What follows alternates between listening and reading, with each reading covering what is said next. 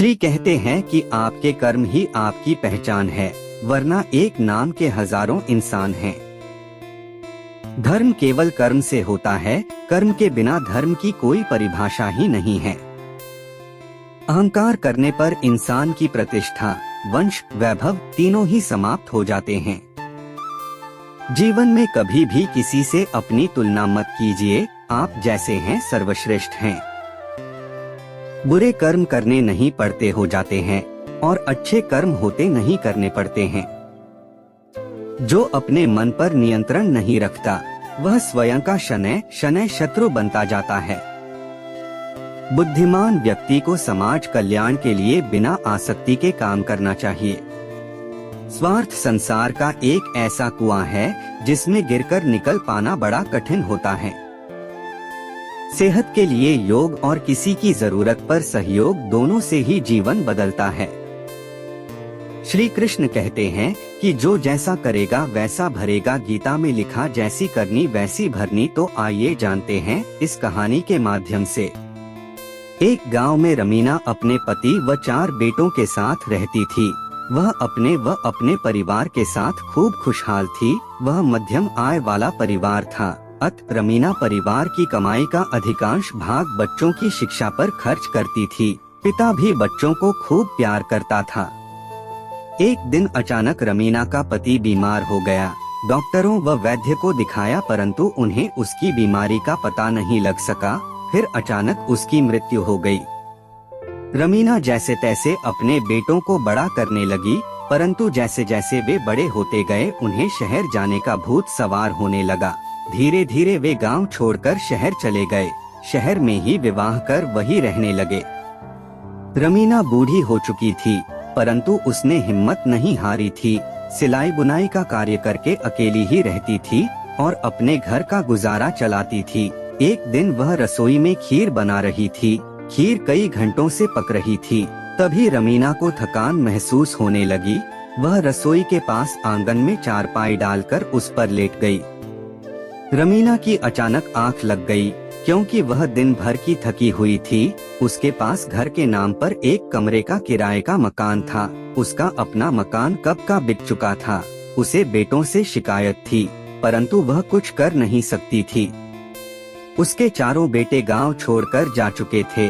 उन्हें वहां से गए वर्षों बीत गए थे और वे गांव के बारे में सब कुछ भूल चुके थे, परंतु वे वहां जाकर बेईमान बन गए थे।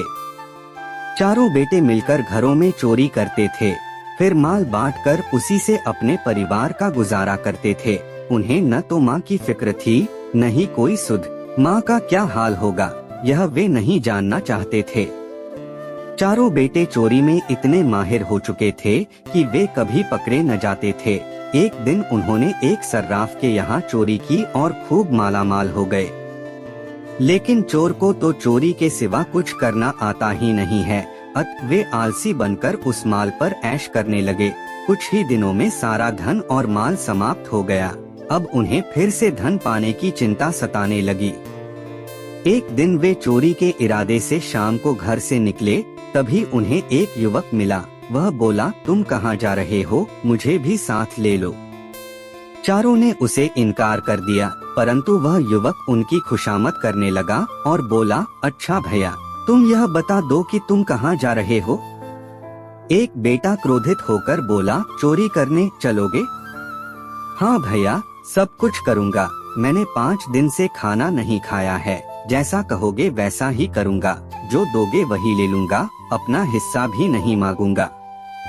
4 भाइयों को बात जंच गई कि मुफ्त में नौकर मिल रहा है जो चोरी में भी साथ देने को तैयार है, फिर वह अपना हिस्सा भी नहीं मांगेगा।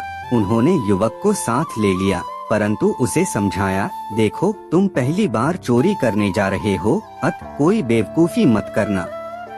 युवक तैयार हो गया और उन 4 के साथ चल दिया। 4 भाई चोरी के लिए मकान तलाश करने लगे। उन्होंने कई मकानों में घुसने का प्रयास किया, परंतु हर घर में कोई न कोई जाग रहा था। अचानक उन्हें एक घर का दरवाजा खुला दिखाई दिया। वे उसमें घुस गए।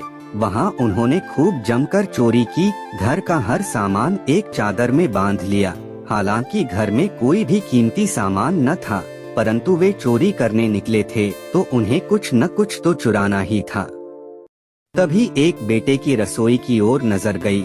वहाँ खीर पक रही थी। चारों को लगा कि चलने से पहले गर्मागर्म खीर का मजा ले लेना चाहिए। पांचों लोग खीर खाने में व्यस्त थे। तभी उनकी निगाह आंगन में सोई बुढ़िया की ओर गई। चारों बेटे अपनी माँ को पहचान न सके, क्योंकि इतने वर्षों में वह बूढ़ी हो चुकी थी। नया चोर युवक बोला, भैया, यह बुढ़िया कैसे हाथ पसारे सो रही है? लगता है कि यह कह रही है कि सारी खीर अकेले खा जाओगे, मुझे नहीं खिलाओगे। दूसरा बोला, हाँ और क्या, यह अपने लिए खीर पका रही है और हमने खत्म कर दी तो यह क्या खाएगी?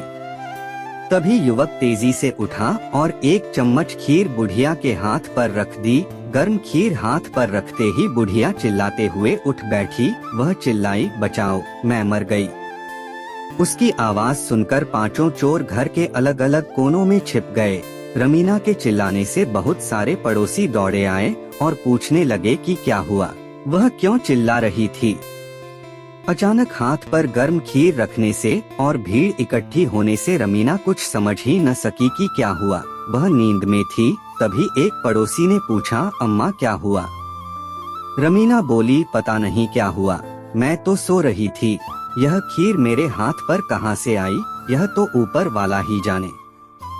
सभी चोर अलग कोनों में छिपे बुढ़िया की बातें सुन रहे थे और घबरा रहे थे कि वे कहीं पकड़े न जाएं। युवक, जो नया चोर था और पहली बार चोरी करने निकला था, इत्तेफाक से ऊपर छत के किनारे छिपा बैठा था।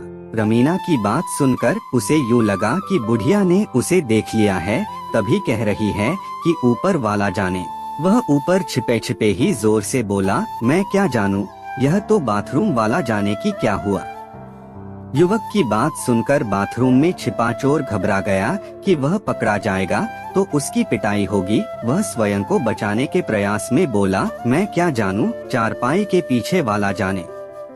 तभी चारपाई के पीछे वाला बोल उठा, वाह, मुझे क्यों फंसा रहे हो, मैं क्या जानूं, सीढ़ियों वाला जानता है कि क्या हुआ। सीढ़ियों वाले ने भी तुरंत इसी तरह चिल्लाकर कहा, मुझे क्यों फंसाते हो, मैं क्या जानूं कि क्या हुआ, यह तो बिस्तर के पीछे वाला जानता है। सारे अड़ोसी पड़ोसी व रमीना हैरान थे कि आवाज कहां से आ रही है। वे सब एक साथ झपट पड़े और पांचों चोरों को पकड़ लिया। पांचों चोरों को जेल में डाल दिया गया।